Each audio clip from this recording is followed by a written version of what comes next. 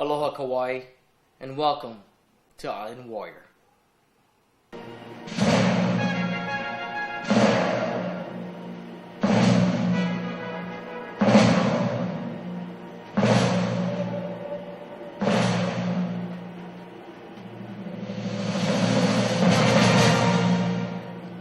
Hi, in today's segment we will talk about my father, Malcome Rodrigues Sr. When in 1966 he volunteered to serve with the National Guard from Kauai. During recon training on Oahu in 1969, a messenger gave him a notice telling him that he was about to be deployed to Vietnam. This is his story. Well, the first day we reached there was May 20th, 1969. And if you've seen the movie Hamburger Hill, that's the day they took the hill. And then when I was flying in, it was like doing early in the morning. And we reached Tan Son Nhut Air Force Base.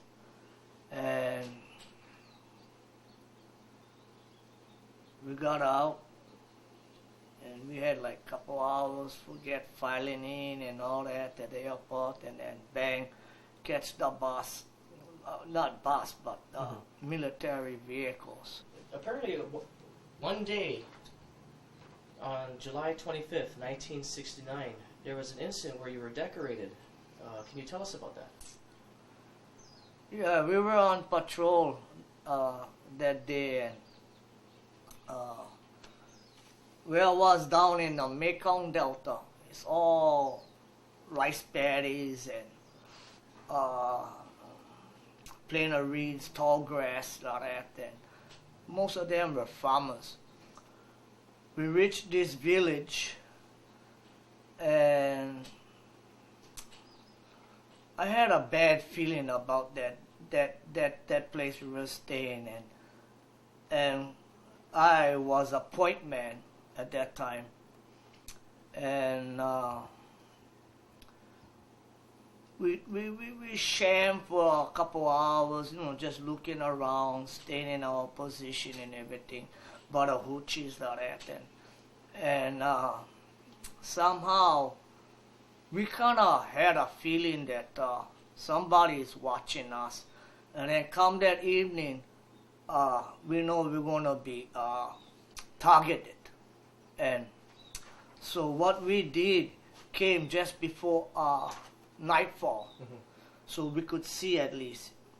We went like maybe 1,000 yards away from where we were staying, so if we get hit that night, we won't be in that position. It was Charlie.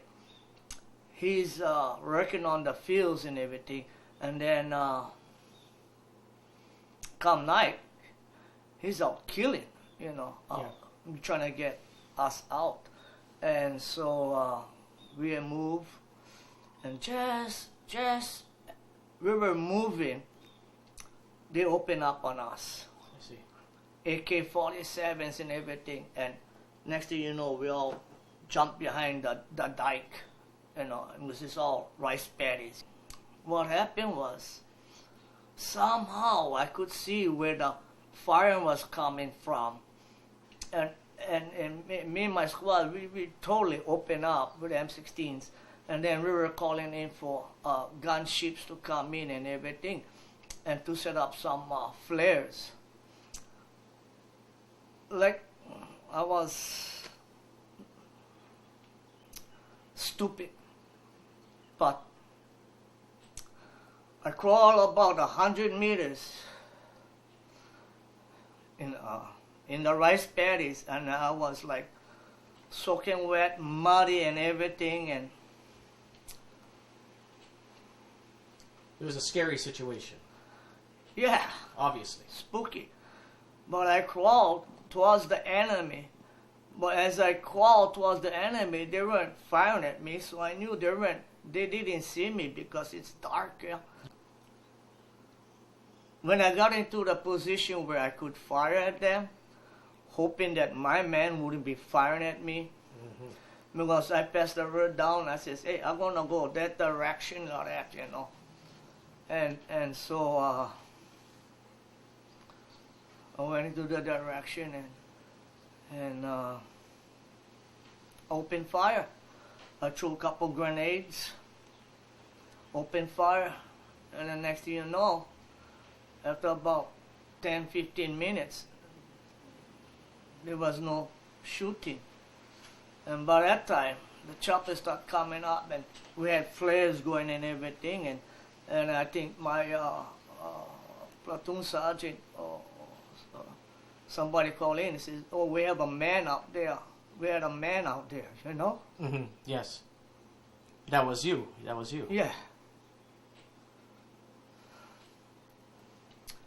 Couldn't sleep that night. You know, you cannot sleep. You cannot. Was knowing that with all the flares and we were all getting into that position where we got rid of the enemy.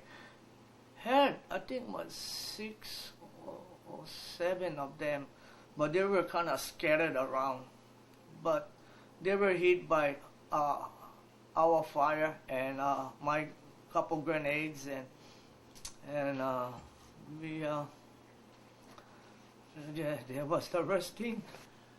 What message can you give to this generation right now from the lessons you have learned at that time?